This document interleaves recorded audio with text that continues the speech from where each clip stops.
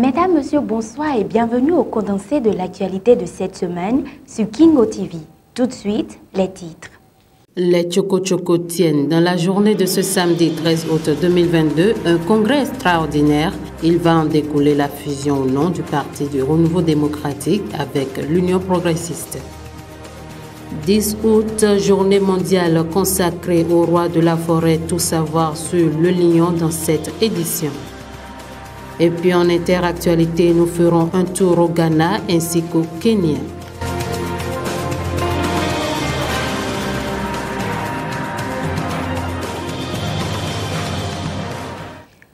Le Parti du Renouveau démocratique tiendra son congrès ce samedi 13 août 2022 à Parakou.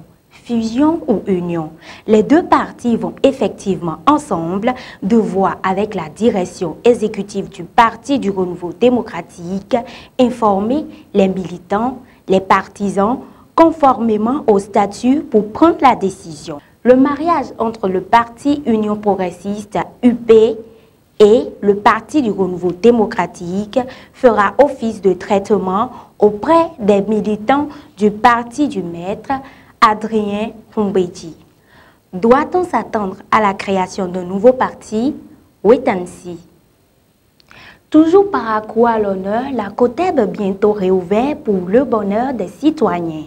Le lundi 8 août dernier, lors d'une conférence de presse dans les locaux de l'ORTB à Parakou, le gouvernement, par le biais de son porte-parole, Wilfried Léandre Humbedji, a annoncé la réouverture du complexe textile du Bénin COTEB.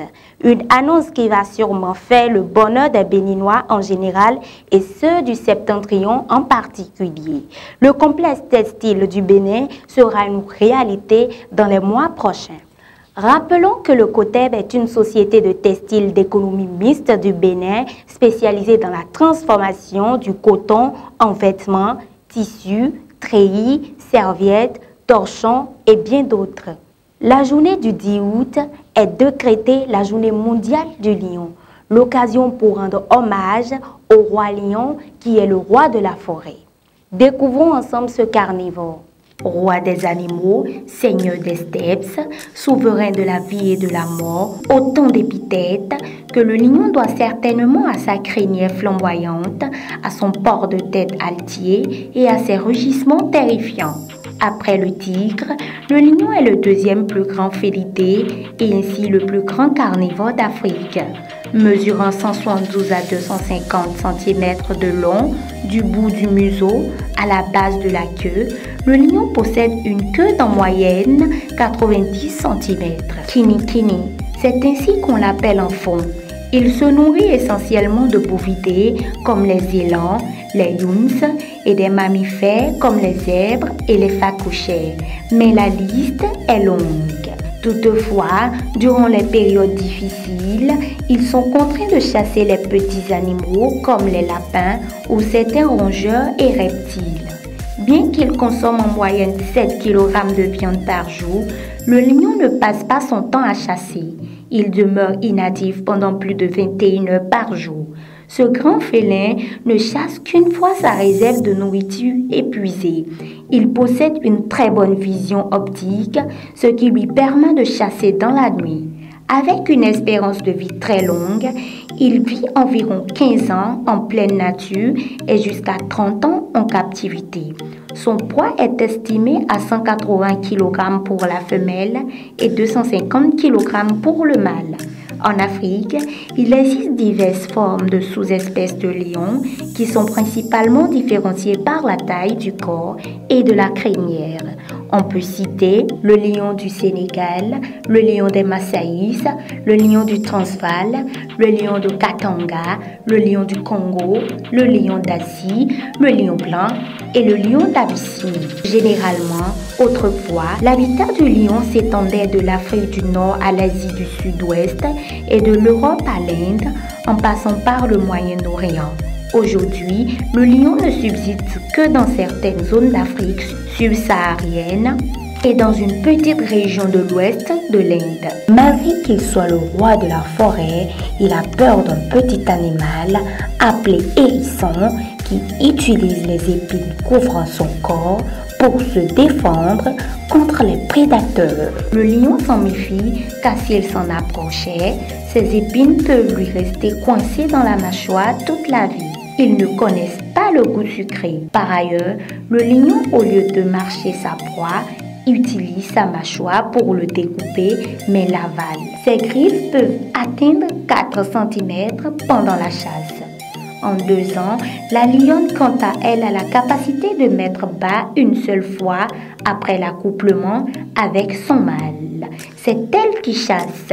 Cependant, les périodes de famine et l'absence de proie, ainsi que les changements climatiques, peuvent causer la mort des plus petits. Les lionnes sont beaucoup plus protectrices que les autres animaux.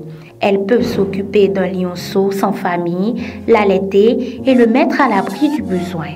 Elles mettent bas en présence d'autres lionnes afin de s'encourager mutuellement. La plupart du temps, les lions vivent dans les prairies et la lisière des forêts. Ils peuvent rester 4 à 5 jours sans boire car ils puisent l'eau des intestins de leur proie. Ils vivent en général dans la savane. Par ailleurs, la probabilité pour qu'ils attaquent l'homme est donc faible, sauf s'ils se sentent en danger. Le lion n'attaque pas spontanément l'homme et il préfère le fuir. Les femelles sont en général plus agressives que les mâles, surtout si elles sont accompagnées de leurs petits. Le féminin du lion est donc la lionne et son petit, le lionceau. Aujourd'hui, cette faune est en voie de disparition à cause de la transformation des zones de chasse, des félins en terres de culture ou de pâturage. La capoeira, c'est un art martial afro-brésilien qui aurait ses racines dans la technique du combat des peuples africains du temps de l'esclavage au Brésil. Elle se distingue des autres arts martiaux à travers son côté ludique et souvent acrobatique. C'est ce que nous fait découvrir Esther Tofa dans cet extrait d'entretien. En réalité, la capoeira, on l'appelle danse, mais dans sa vraie valeur, c'est un art martial. Donc, en l'appelant une danse, c'est vu que c'est un art qui est accompagné de la musicalité, des chants, du rythme. Donc, et surtout nous, Africains, on l'identifie avec les danses contemporaines. Surtout, donc, je vois que c'est une erreur. Sinon, la capoeira a été créée comme objectif de lutter dans l'esclavage, pour l'esclavage, contre l'esclavage.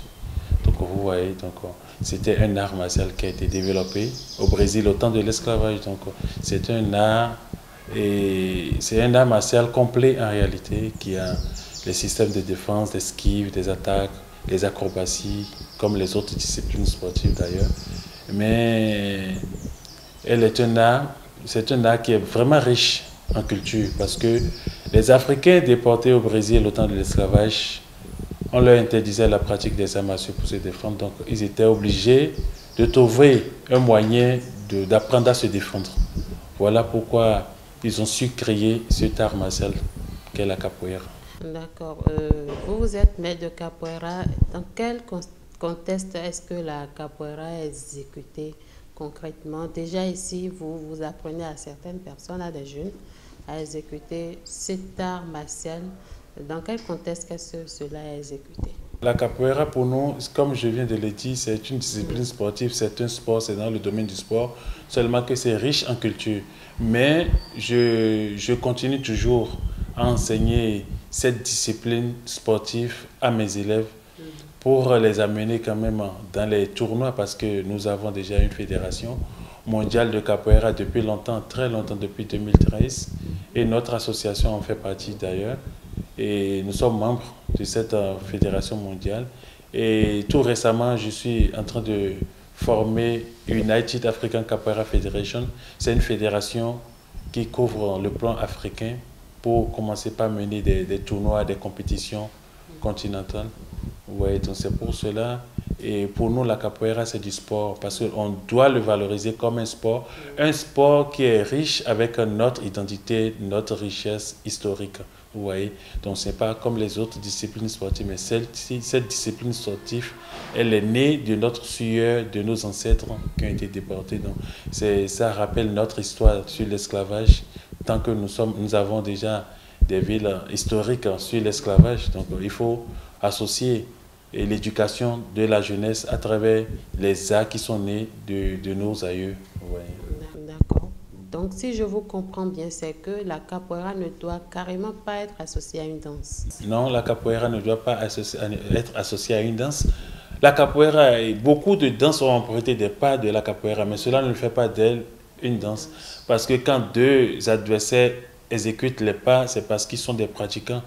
Mais si ces capoeiristes sont face à des non-pratiquants ou bien à d'autres disciplines, il y aura un combat réel. Mais que dans l'histoire de la capoeira, un capoeiriste ne se bagarre pas contre l'autre capoeiriste parce qu'ils connaissent les techniques qu'il faut pour esquiver tel coup de pied. Donc, ouais, ce n'était pas une chorégraphie, c'est un entraînement, comme pour apprendre les coups de pied, comme pour apprendre les esquives, les acrobaties, les flips, les saltos. Donc, la capoeira est devenue un art très riche en gymnastique aussi. Donc, c'est du sport pur et c'est un art complet, comme on le dit. Parce qu'on disait que la danse, c'est un sport. Oui. Mais déjà, cette danse-là, c'est pour aller à la guerre. Donc, c'est pour former l'être humain, être athlétique, avoir une bonne forme. Contrairement à plusieurs jeunes qui préfèrent s'inscrire au karaté, au judo ou au taekwondo, ces jeunes que vous allez découvrir ont fait le choix de la capoeira. Ils expriment leur motivation au micro de Esther Tofa et Herman Atioube. Suivons. Maintenant, j'ai 15 ans. J'ai commencé la capoeira depuis tout petit.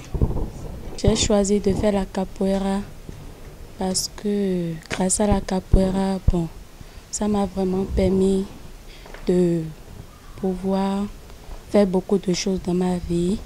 Ça m'a permis de me contrôler quand je me mets en colère.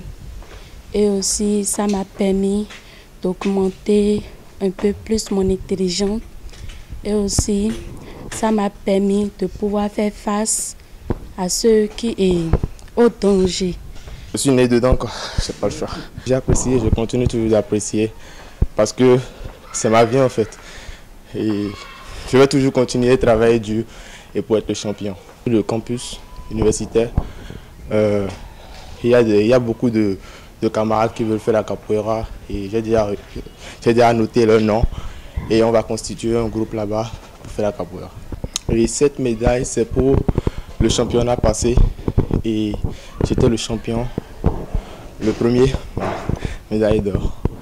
Et je me prépare aussi pour une autre compétition qui se déroulera en Europe et je m'entraîne, je vais mettre au paquet.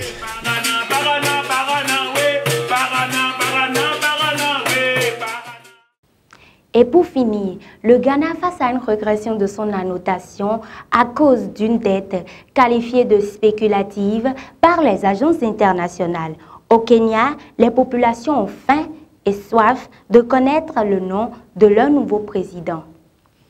Avec une dette estimée à plus de 80% de son PIB, une inflation qui atteint historiquement plus de 30% en juin et le cedi déprécié à moins de 30%, le Ghana a été mauvais élève aux yeux des principales agences internationales, dont S&P Global Ratings, l'agence Moody's et Fitch Ratings, qui qualifie la dette ghanéenne de spéculative, un fait contesté par le pays via son ministre des Finances, Ken Ofori-Atta. Il a exprimé dans un communiqué en date du 8 août dernier la déception du gouvernement malgré les nombreux efforts consentis pour relever les défis. Il a également annoncé un revirement positif de la situation. Au Kenya, 112 heures après le scrutin présidentiel, les populations attendent toujours avec impatience les résultats. La commission dispose pourtant d'un délai de 7 jours pour annoncer ses résultats, ce qui lui donne donc une marge jusqu'au 16 août prochain. Il faut tout de même dire que ce scrutin du 9 août dernier a connu la plus faible participation depuis 2002 selon les chiffres de la commission, soit 64,6%. Sur ce se referme le résumé de l'actualité de cette semaine. Prenez le rendez-vous la semaine prochaine sur la même chaîne pour de nouvelles informations. D'ici là, portez-vous bien et au revoir.